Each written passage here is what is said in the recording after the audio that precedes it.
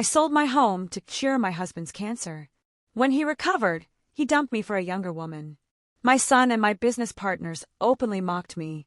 I endured a freezing night amid a storm when I spotted a frightened little girl shivering from the cold. I spent my final $10 to get her food and a blanket.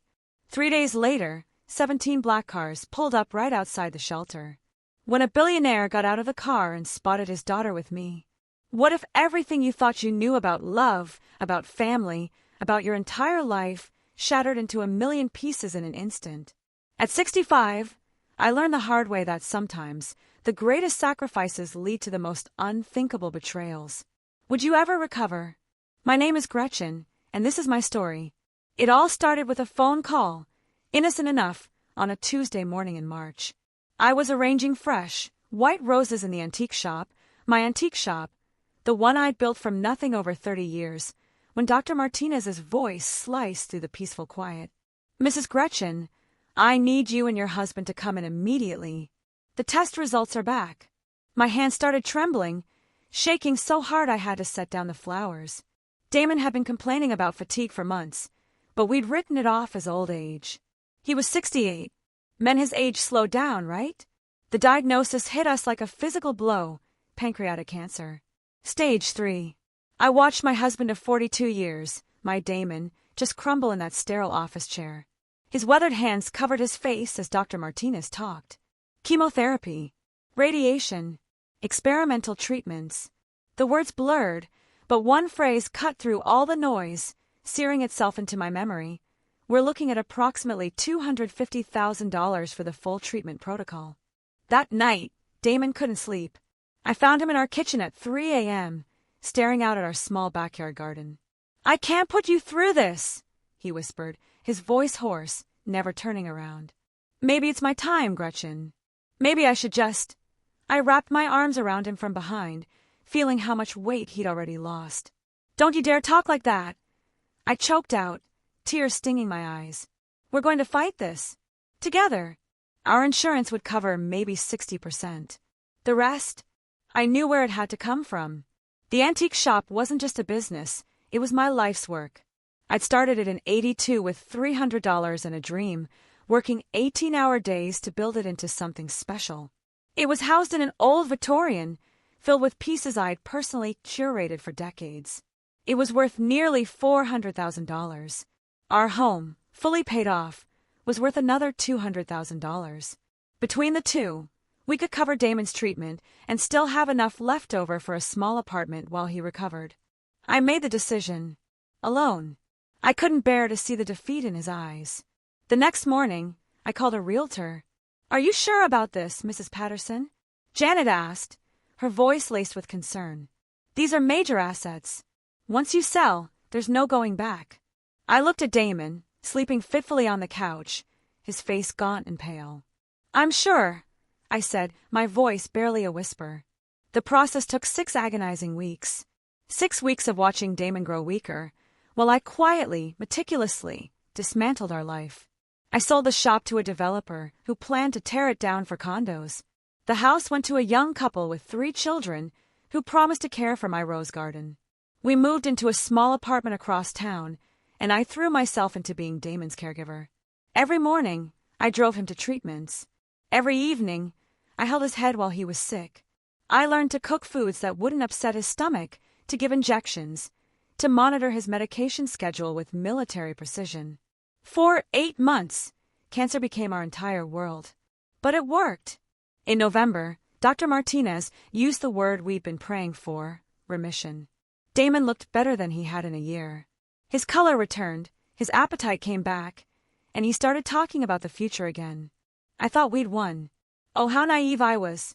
The conversation that absolutely shattered my world happened on a Wednesday evening in December. I was making Damon's favorite soup when he cleared his throat behind me. Gretchen, we need to talk. Something in his tone, a coldness I'd never heard before, made my stomach drop. But I kept stirring. What about? I asked, trying to sound normal. I've been thinking a lot during this whole ordeal, he said. About life, about what I want. I turned around, soup spoon still in my hand. Damon was sitting at our small table, hands folded, looking anywhere but at me. I want a divorce. The spoon clattered to the floor, echoing in the sudden silence. What? I whispered, my voice sounding strange, distant. I know this is difficult, but I've realized that I want to spend whatever time I have left being truly happy. Happy? Haven't we been happy? I asked, completely bewildered. After beating cancer together, after everything. Damon finally looked at me, and I saw something I'd never seen before. Indifference. A chilling, blank indifference. Gretchen, you're a good woman, but we've been living like roommates for years. I want passion. I want to feel alive again. Feel alive again. I repeated, my voice rising. I sold everything to save your life. I spent 8 months taking care of you. I gave up my business, my home, everything I built. He flinched slightly. I never asked you to do that. Those words hit me like a physical blow, stealing the air from my lungs. I grabbed the counter to steady myself. You never asked me? You're my husband. Of course I did it. He stood up. Well, now I'm asking for my freedom.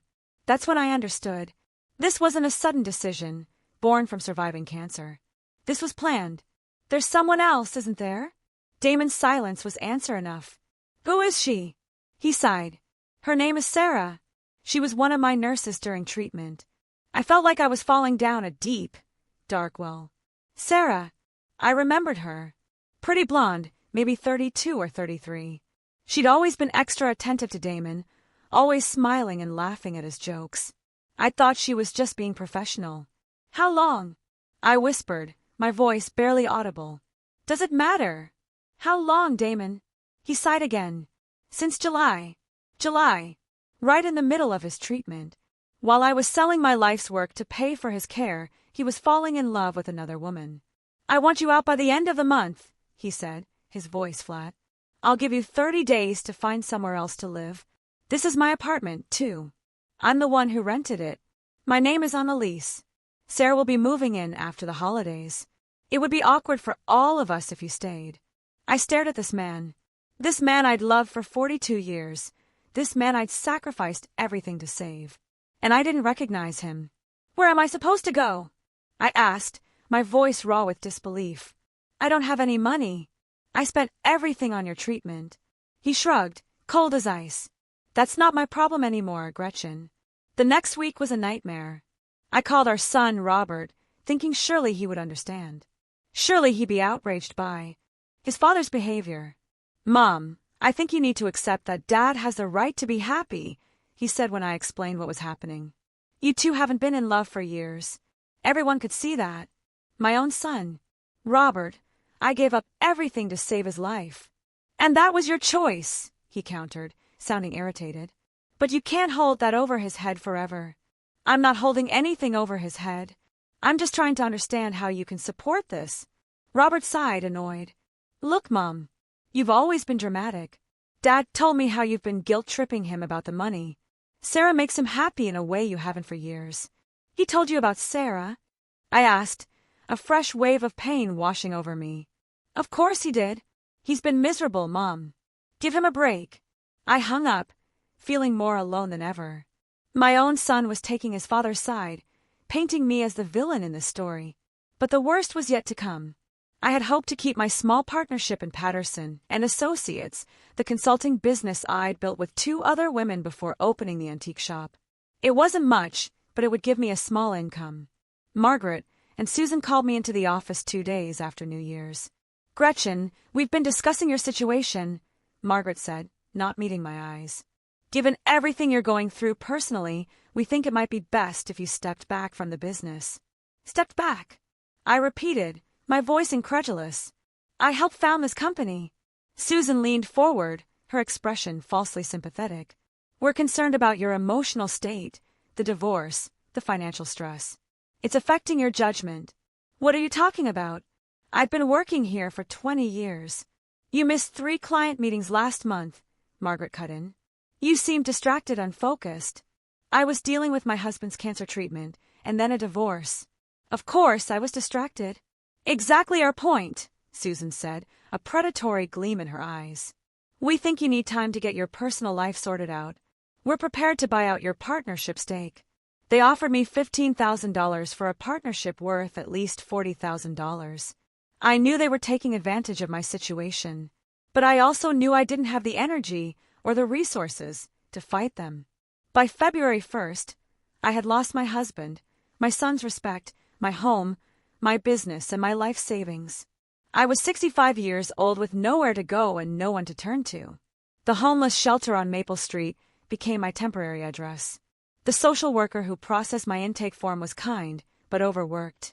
"It's just until you get back on your feet," she assured me, handing me a list of rules and meal times.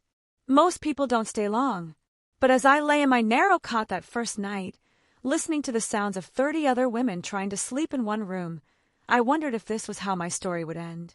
Alone, forgotten, discarded by the very people I'd sacrificed everything for. The woman in the cot next to mine snored softly.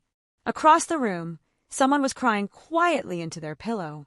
Outside, rain began to fall against the windows, and I pulled my thin blanket up to my chin.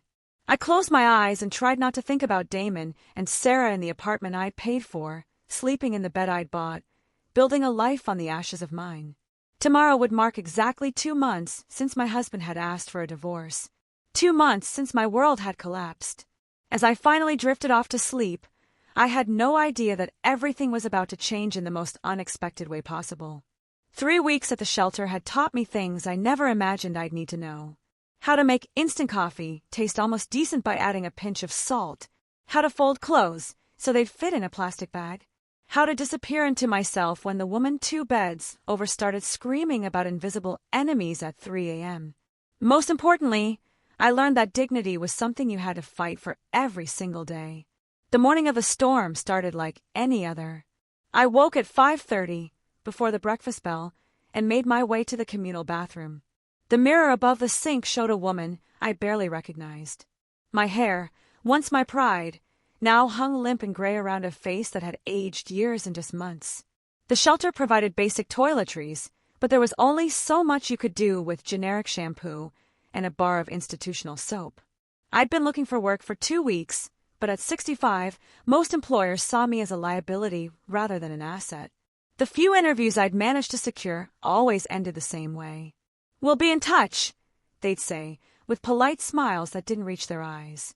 That morning, I had $7.34 left from the small amount I'd managed to save from selling my jewelry. It was all that stood between me and absolute destitution. The weather forecast had been ominous all week. Meteorologists were calling it a significant weather event, the kind of storm that could knock out power for days and turn streets into rivers. By noon, the shelter staff were already making preparations, checking generators, and stocking extra food. "All residents should plan to remain inside tonight," announced Mrs. Chun, the day manager. "This storm is going to be dangerous." But at 4:30 that afternoon, I realized I'd made a critical mistake. In my distraction over a job interview that morning, I'd forgotten to take my blood pressure medication. Without it, I risked a stroke or heart attack. The pills were sitting in my small bag upstairs, but I needed food to take them safely, and dinner wouldn't be served until 6 o'clock. I counted my money again. $7.34. Enough for a small sandwich and maybe a carton of milk from the corner store 3 blocks away. The wind was already picking up as I stepped outside, pushing against me with surprising force. Dark clouds churned overhead, and the first fat raindrops were beginning to fall. I pulled my thin jacket tighter and hurried down the street. The corner store was nearly empty, except for the elderly clerk and a man buying cigarettes. I grabbed a pre-made turkey sandwich and a small carton of milk, calculating the exact cost in my head. $4.67. That would leave me with $2.67 for tomorrow. As I paid, the clerk glanced outside nervously. "Storm's coming fast," he said. "You should get home quick." "Home," I nodded and tucked my purchases into my jacket. The walk back to the shelter would take about 15 minutes if I hurried, but I never made it. Halfway there, the sky opened up. Not the gentle rain that had been threatening all day, but a torrential downpour that soaked through my jacket in seconds. The wind turned vicious, whipping debris down the street and making it hard to see more than a few feet ahead. I ducked into a doorway to wait it out, but the storm only got worse. Lightning split the sky, followed immediately by thunder so loud it made my teeth ache. This wasn't a storm that would pass in a few minutes. This was the kind of weather that could kill you if you weren't careful.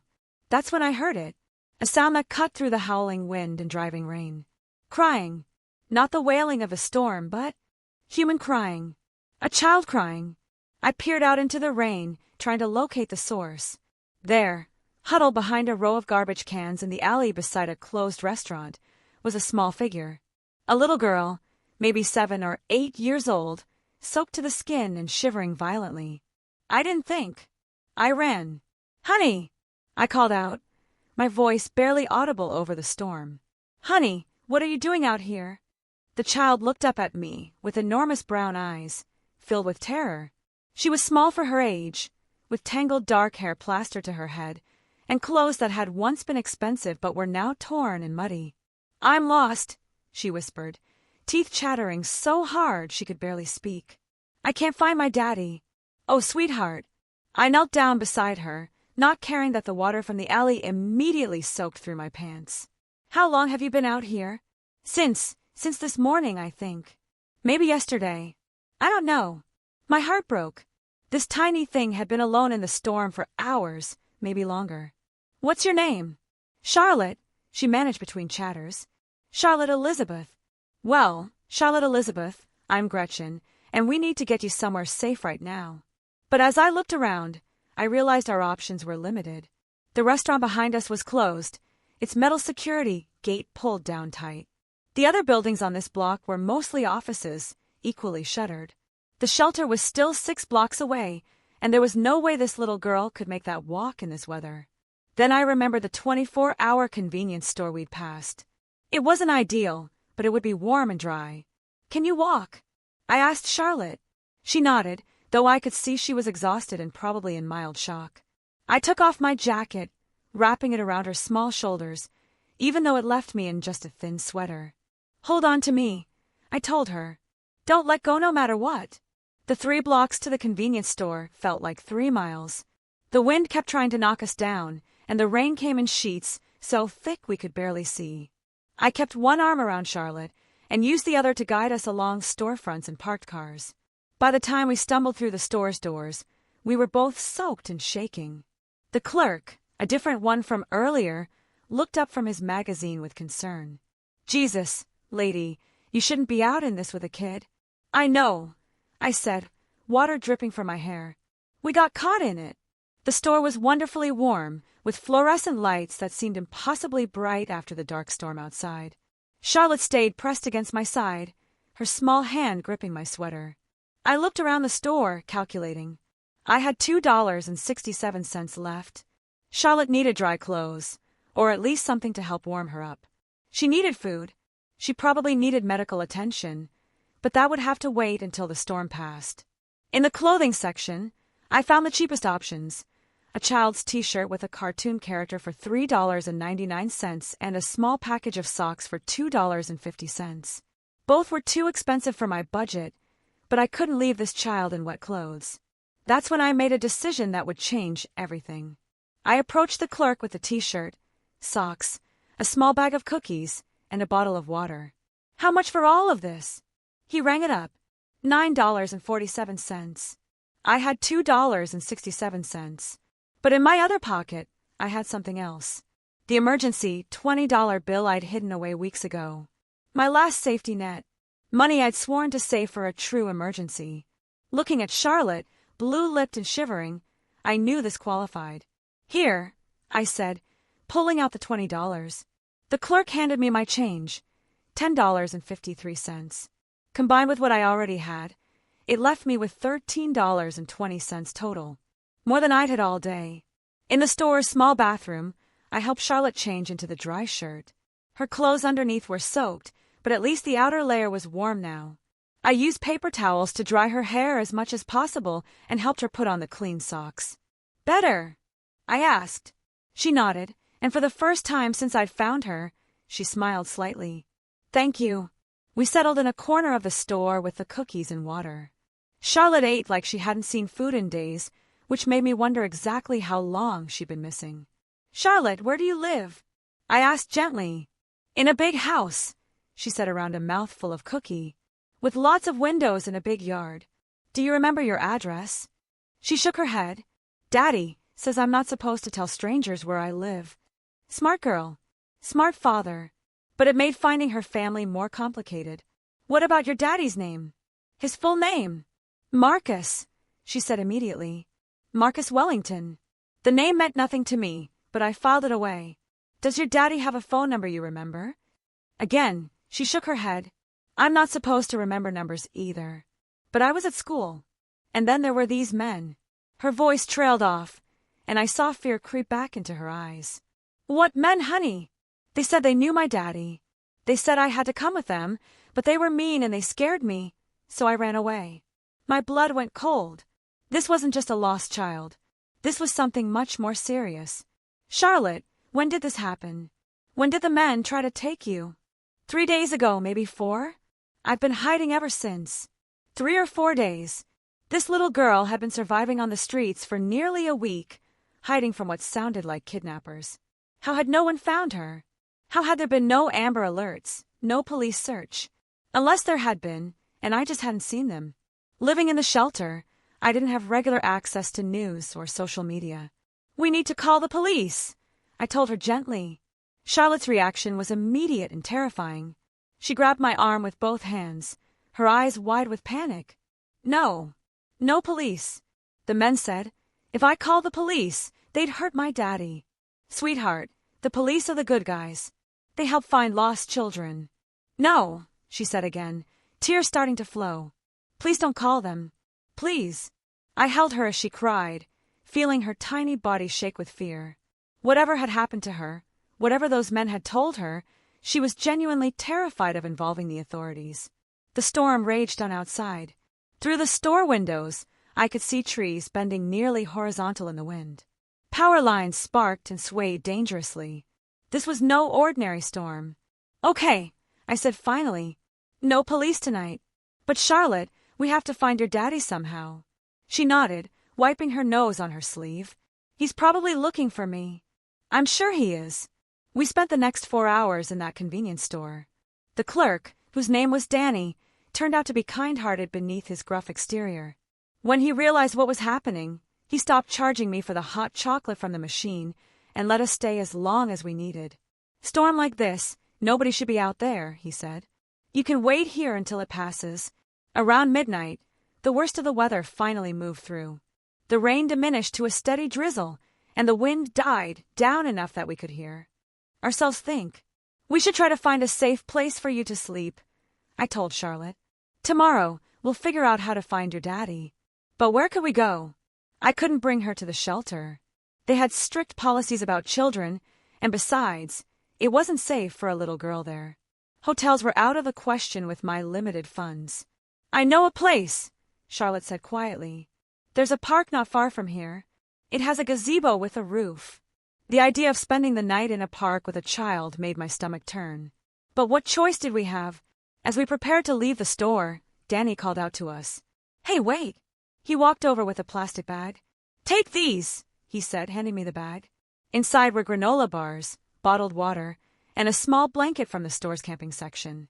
I can't pay for these, I told him. Didn't ask you to, he replied. Kid needs to eat. Outside, the air was clean and cool after the storm. Debris littered the streets. Tree branches, scattered garbage, broken glass. But the worst had passed. Charlotte led me through several blocks to a small neighborhood park. The gazebo, she'd mentioned, was old but sturdy, with a solid roof and partial walls that would provide some protection from the wind. I spread out the blanket, and we huddled together. Charlotte curled up against my side like a small cat seeking warmth. Gretchen, she said softly in the darkness. Yes, sweetheart. Are you my guardian angel? The question caught me off guard. Here I was, a homeless woman with $13 to my name, and this precious child saw me as her protector. I'm just someone who cares about you, I said. Daddy always said that guardian angels come when you need them most. I held her tighter, this beautiful, brave little girl who'd been through so much. Well, then maybe I am. As Charlotte's breathing evened out in sleep, I stared up at the gazebo ceiling and wondered what tomorrow would bring. I had no idea that in less than 72 hours, 17 black cars would pull up outside the shelter and my life would change in ways I could never have imagined. 3 days passed in a blur of careful survival and growing attachment. Charlotte and I had established a routine of sorts. Mornings at the convenience store where Danny let us use the bathroom and buy minimal supplies, afternoons in the park when weather permitted, and nights back at the gazebo, or sometimes in the 24-hour laundromat when it got too cold. I was amazed by Charlotte's resilience. Despite everything she'd been through, she maintained a sunny disposition most of the time. She told me stories about her life, fragments that painted a picture of wealth and privilege I could barely imagine. A house with 12 bedrooms, a swimming pool shaped like a butterfly, horses in a stable behind the main residence. "Daddy travels a lot for work," she explained as we shared a bag of crackers on our third morning together. "Sometimes I don't see him for weeks, but when he comes home, we have tea parties in the garden." "What kind of work does your daddy do?" I asked, though I wasn't sure she'd understand the answer even if she knew it. "He makes things happen," Charlotte said. "Seriously, important things. That's why the bad men wanted to take me, to make him do what they wanted." The more she talked, the more convinced I became that her father was someone significant, wealthy enough to be a kidnapping target, important enough that professional criminals would risk taking his child. But if that was true, why hadn't I seen any news coverage?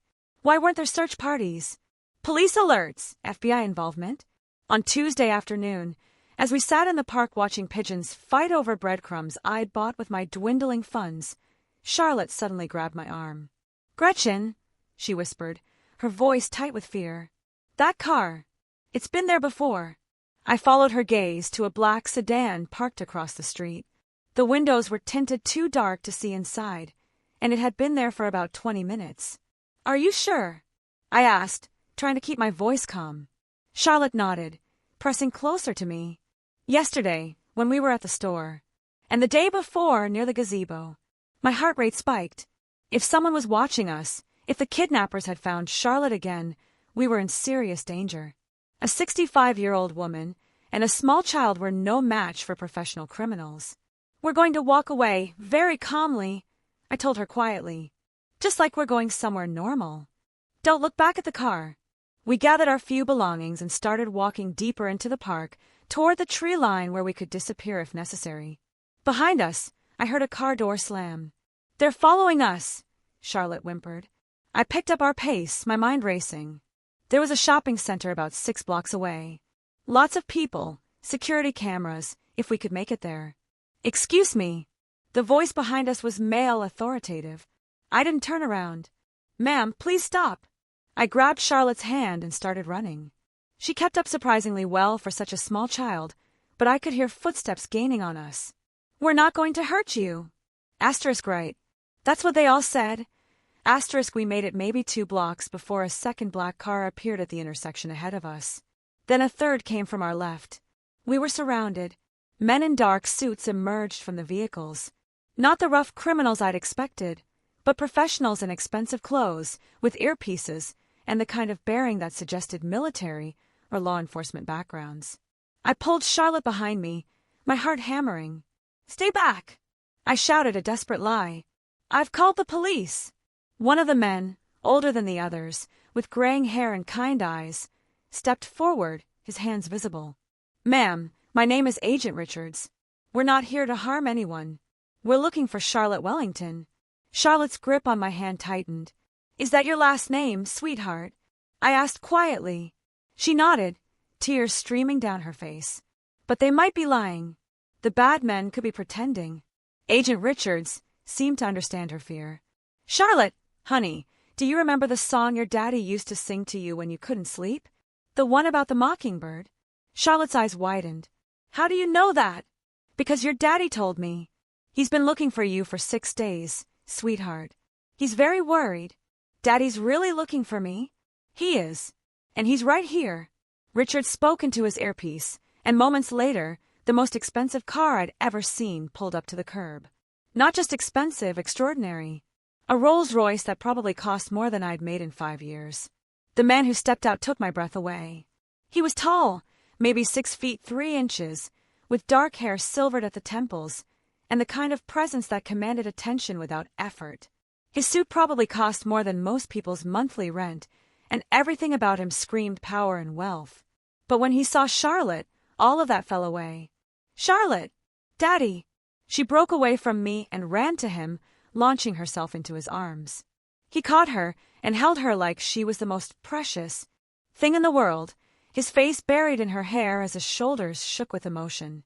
"Thank God," he whispered, his voice breaking. "Thank God you're safe." I stood there watching this reunion, suddenly acutely aware of my own appearance. My hair was unwashed. My clothes were the same ones I'd been wearing for 3 days, and I probably smelled like the laundromat where we'd spent last night. After several minutes, the man, Charlotte's father, sat her down but kept one hand on her shoulder as he looked at me. "You're the woman who's been taking care of my daughter." It wasn't a question.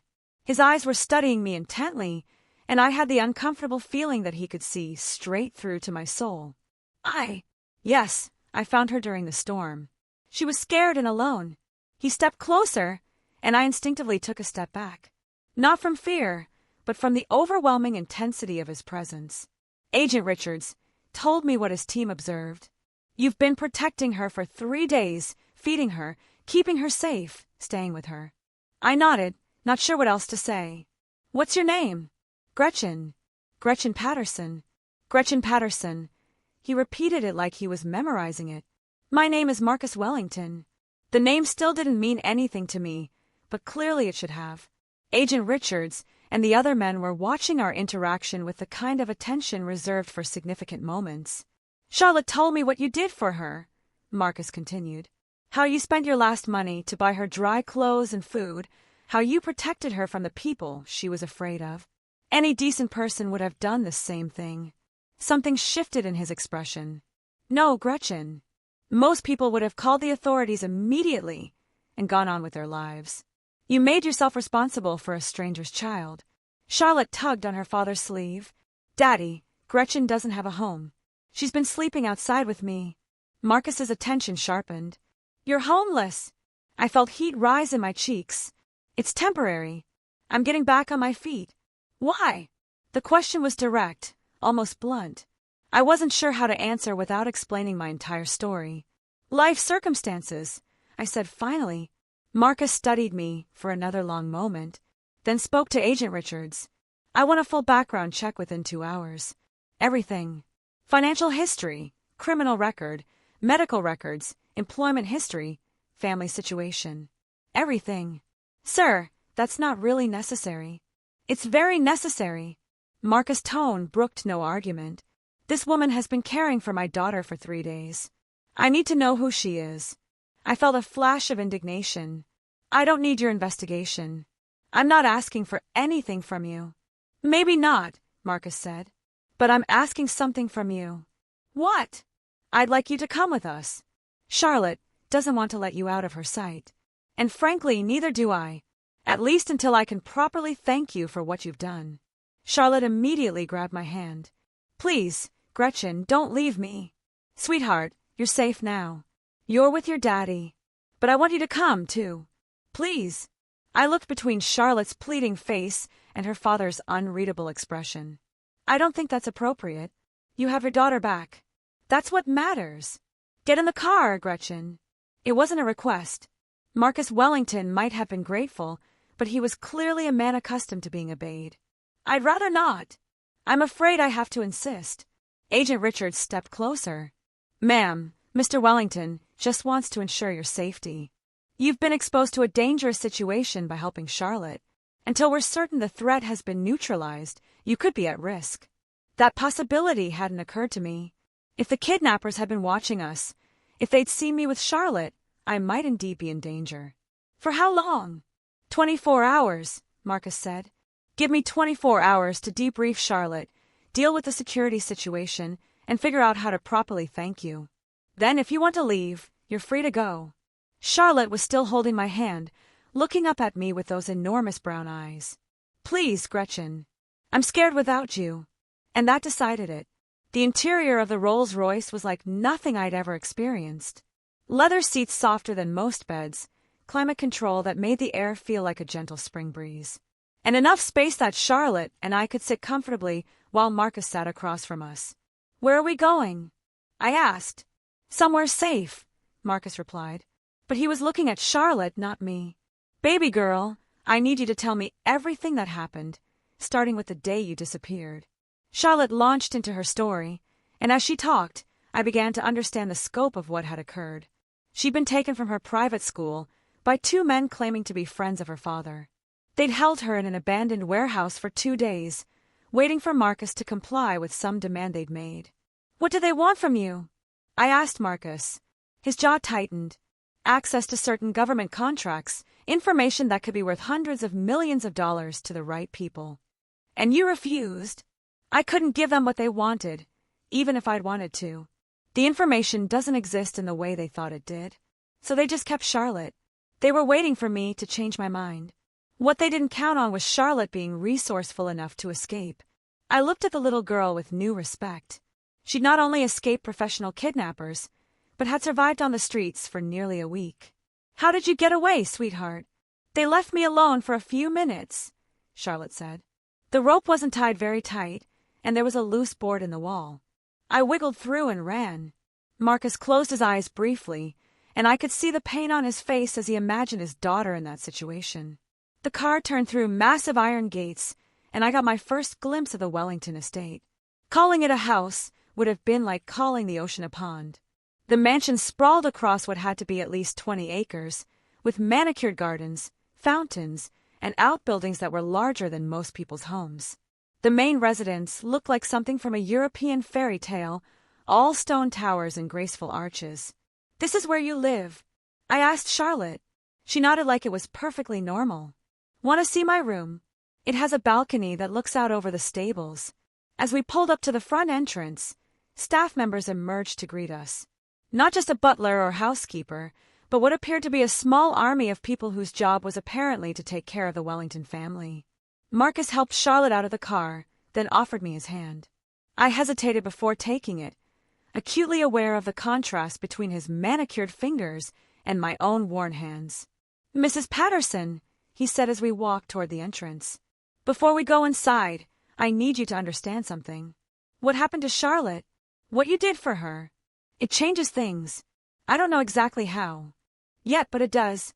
I wasn't sure what he meant, but something in his tone made me think my 24 hours at the Wellington estate were going to be far more complicated than I'd anticipated. I had never imagined that taking a shower could feel like a religious experience. The guest suite Marcus had assigned me was larger than the entire apartment I'd shared with Damon. The bathroom alone was bigger than most bedrooms, with marble surfaces, gold fixtures, and a shower that had more buttons and settings than a spacecraft control panel. As hot water cascaded over me from what felt like a dozen different angles, I tried to process everything that had happened in the last 6 hours.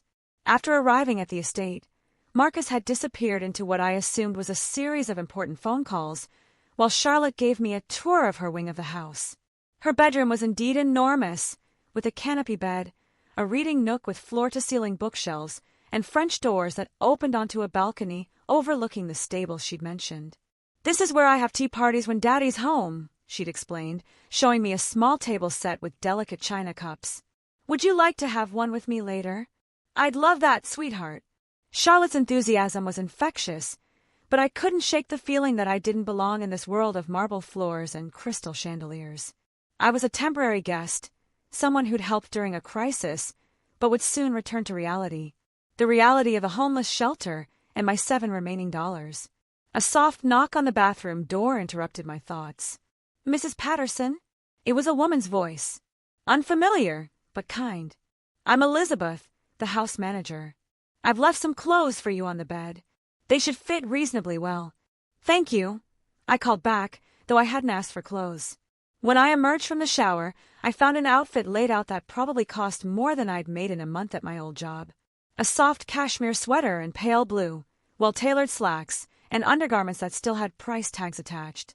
Even the shoes were there, comfortable flats and exactly my size. How would they know my measurements? The answer came as I was getting dressed. Through the suite's windows, I could see a team of people working in the gardens below. Not gardeners, but men in suits who moved with the same precision as Agent Richards and his team. Marcus hadn't just brought me here for Charlotte's comfort. He really had been concerned about my safety. that suggested resources far beyond what I'd initially realized. A gentle knock on the main door interrupted my thoughts. "Come in," I called. Elizabeth entered with a warm smile. She was perhaps 50 years old, with graying brown hair and the kind of efficient manner that suggested she'd been managing wealthy households for decades. "How are you feeling, dear?" she asked, looking me over approvingly. "Much better, I imagine. The clothes are beautiful, but I can't accept them. I don't have any way to pay you back." Elizabeth's smile didn't waver. "They're a gift from Mr. Wellington. He specifically requested that you have everything you might need during your stay. I'm only staying 24 hours. "Of course," Elizabeth agreed, though something in her tone suggested she wasn't entirely convinced. "Mr. Wellington would like to see you in his study when you're ready. Charlotte is having her dinner and then a bath. She's had quite an ordeal." The study was exactly what I would have expected from a man like Marcus Wellington. Dark wood paneling, leather-bound books, and furniture that looked like it had been crafted by master artisans. Marcus himself sat behind a massive desk, still wearing his expensive suit, but with his tie loosened and his sleeves rolled up. He looked up when I entered, and something flickered in his expression. "You look rested." "I feel human again," I admitted. "Thank you for the clothes, but I can't accept them. We'll discuss that later." He gestured to a chair across from his desk. "Please sit. We need to talk." I settled into the chair, which was more comfortable than it looked. "About what?" "About you." Marcus leaned back, studying me with those intense eyes. "I had my people run the background check I mentioned. I know about the divorce, the medical bills, your husband's betrayal. I know about your business, what you sacrificed, and how you ended up at the shelter." He'd flooded my cheeks. The idea of strangers investigating my personal life, learning about my failures and humiliations, made me feel exposed and vulnerable. "You had no right." "I had every right," Marcus interrupted smoothly. "A stranger spent 3 days caring for my daughter in circumstances that could have been dangerous for both of them. I needed to know who you are." "And what did you conclude?" "That you're exactly who you appear to be. A woman who has been dealt a series of terrible hands, but who still chose to help a frightened child with the last money she had." I didn't know what to say to that. Marcus leaned forward, his expression becoming more serious. "Gretchen, I want to make you an offer." "What kind of offer?" "I need someone to help with Charlotte, someone she trusts, someone who understands what she's been through." He paused. "I travel frequently for business, sometimes for weeks at a time. Charlotte has nannies and tutors, but what she doesn't have is someone who genuinely cares about her well-being. She has me when I'm here, yes, but I'm not here enough." There was pain in his voice. The guilt of a father who knew his work kept him away from his daughter. "What happened this week has made me realize that Charlotte needs more stability in her life, more consistency." "What exactly are you suggesting?" "I'm offering you a position as Charlotte's companion. Not a nanny. She's too old for that. But someone who would be responsible for her emotional well-being when I'm traveling. Someone who would live here, be part of her daily life." I stared at him. "You want me to move in here?" "The position comes with a salary of $200,000 per year, plus complete benefits, housing, meals, and a generous expense account for anything Charlotte might need." $200,000. I tried to process that number. It was more money than I'd ever dreamed of making. "Plus," Marcus continued, "there would be a signing bonus of $50,000 to help you get back on your feet." "This is insane," I said quietly. "You don't know me. You don't know if I'm qualified to take care of a child. I know you spent 3 days protecting her when you had nothing to gain and everything to lose. I know you gave her your last $20 when you were homeless yourself. I know she feels safe with you in a way she hasn't with anyone since her mother died." "Her mother died?" Marcus's expression grew distant. "Cancer. When Charlotte was 5. It's just been the two of us ever since, and I haven't done nearly as good a job as I should have." I understood then. This wasn't just about hiring help. This was about a father who knew he was failing his daughter and had found someone who could fill a void he couldn't fill himself. "Why me?" I asked. "You could hire anyone. Someone with credentials, experience with wealthy families." "Charlotte doesn't trust easily," Marcus said. "She's been through too much, but she trusts you. That's worth more than any credentials." I thought about Charlotte's small hand in mine during the storm. The way she'd curled up against me in the gazebo, how she called me her guardian angel. I need time to think about this. Of course, take all the time you need. But before I could respond, Elizabeth appeared in the doorway, with an expression I hadn't seen before, barely controlled anger. Sarah, I'm sorry to interrupt, but there's a situation at the front gate. Marcus frowned. What kind of situation? A man claiming to be Mrs. Patterson's husband. He's quite insistent about seeing her. My stomach dropped. Damon. You don't have to see him, Marcus said immediately. Security can remove him from the property. But I was already standing. No, I'll talk to him. I need to know what he wants. Marcus's expression hardened. Then I'm coming with you. The front gate was a quarter-mile from the main house, but we could hear Damon's voice even from that distance. He was shouting at the security guard, demanding to be let in, threatening to call the police. As our car approached, I could see him clearly for the first time since the divorce. He looked older, thinner, and there was something desperate about his posture that I'd never seen before. The moment he saw me, his whole demeanor changed. Gretchen!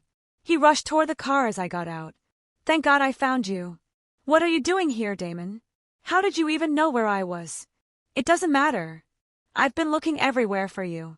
He reached for my hands, but I stepped back. Gretchen, I've made a terrible mistake. The worst mistake of my life. What are you talking about? Sarah, the divorce. All of it. I was crazy, Gretchen.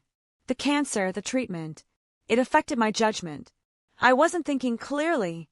I became aware of Marcus standing slightly behind me and of a security personnel positioned discreetly around us. Whatever was about to happen, it was going to have an audience. You seemed pretty clear when you asked for a divorce, I said.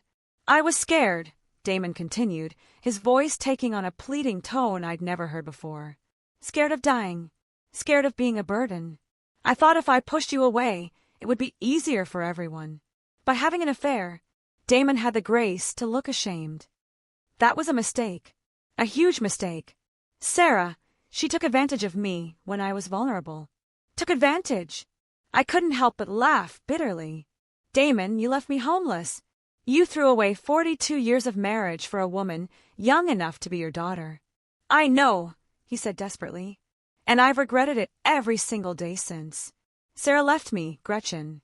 2 weeks after the divorce was final, she took half of everything I had and moved to Florida with another man.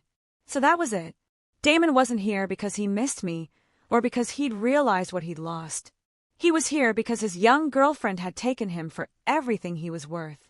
I'm sorry that happened to you, I said, and I was surprised to find that I meant it, but it doesn't change anything between us. It changes everything. Damon stepped closer, ignoring Marcus's presence entirely. We can start over, Gretchen. We can get remarried. Go back to the way things were. The way things were? I repeated. I sold my business to save your life. I sold our house. I gave up everything for you. And the moment you got better, you threw me away like garbage. I was wrong. You were selfish, I interrupted, and cruel. And you left me with nothing. But look at you now. Damon gestured at the mansion behind us. You've obviously landed on your feet. Found yourself a rich man to take care of you. The implication in his words, the casual assumption that I was some kind of gold digger, hit me like a physical blow. You don't know anything about my situation, I said quietly. I know you're not living in a shelter anymore. Damon's tone was becoming more aggressive. I know you're wearing clothes that cost more than most people make in a month. I know you've obviously moved on pretty quickly for a woman who claimed to love me. Claimed to love you? The words came out sharper than I intended. I gave you my entire life, Damon. I sacrificed my dreams, my security, my future for you. And you repaid me by abandoning me the moment it was convenient. People make mistakes, Gretchen. Some mistakes can't be forgiven.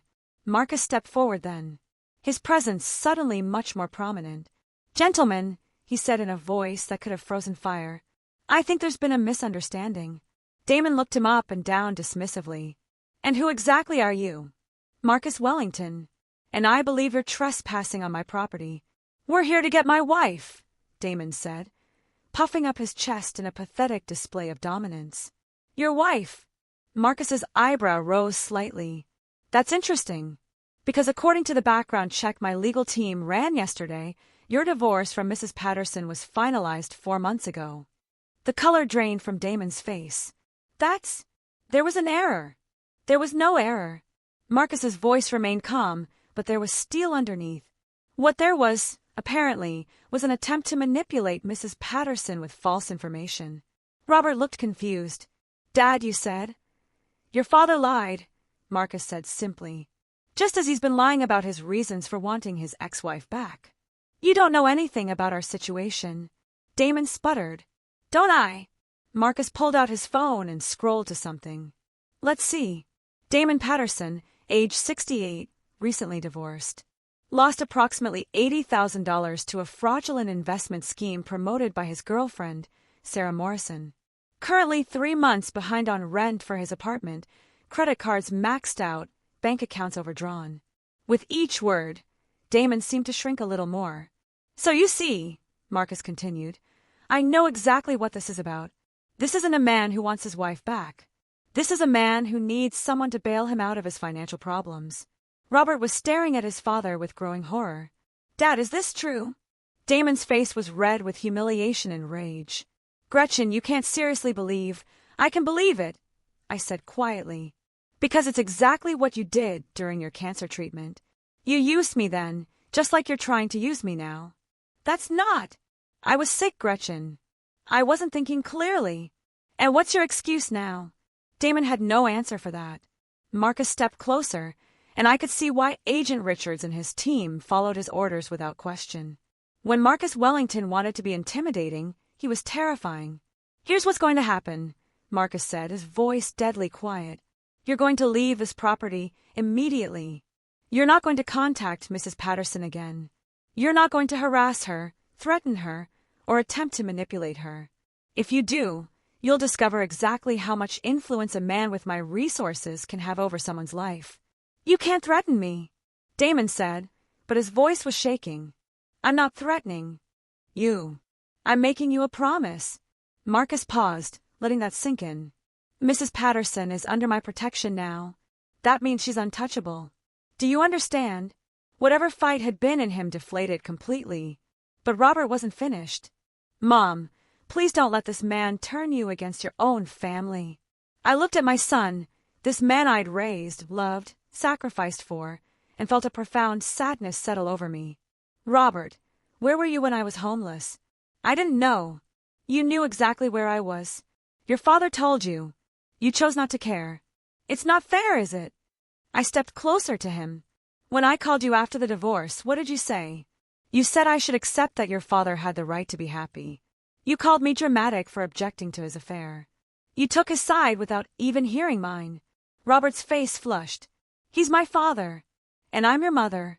But that didn't seem to matter when it was inconvenient for you. So that's it. Robert's voice was rising. You're choosing this stranger over your own family. I'm choosing myself, I said firmly. For the first time in my life, I'm choosing what's best for me instead of sacrificing everything for people who don't appreciate it. You'll regret this, Damon said bitterly. Both of you will regret this. Marcus's expression didn't change. Are you threatening my family, Mr. Patterson? The word family hit me like a lightning bolt. Marcus had just referred to me as family. Because if you are, Marcus continued, I should mention that every word of this conversation is being recorded. Threatening the family of someone with government security clearance is a federal crime. That was the final blow. Damon and Robert left without another word, their heads down and their dignity in tatters, as their car disappeared down the drive. I felt like I'd just witnessed the end of a chapter of my life. Are you all right? Marcus asked gently. I nodded, though I wasn't entirely sure I was. Did you mean it? What you said about family? Marcus was quiet for a long moment. Charlotte lost her mother when she was 5. I've been trying to be both parents to her, but I failed in a lot of ways. She needs stability, love, someone who puts her first. He turned to look at me directly. But it's more than that, Gretchen. In the 3 days you spent protecting her, Charlotte smiled more than she had in months. She laughed. She felt safe. You gave her something I hadn't been able to give her. What's that? A mother's love. The words hung in the air between us, heavy with meaning. I can't replace her real mother, I said softly. I'm not asking you to replace anyone. I'm asking you to be yourself. To be the woman who spent her last $20 on a frightened child. To be the person who made Charlotte feel safe when her whole world was falling apart.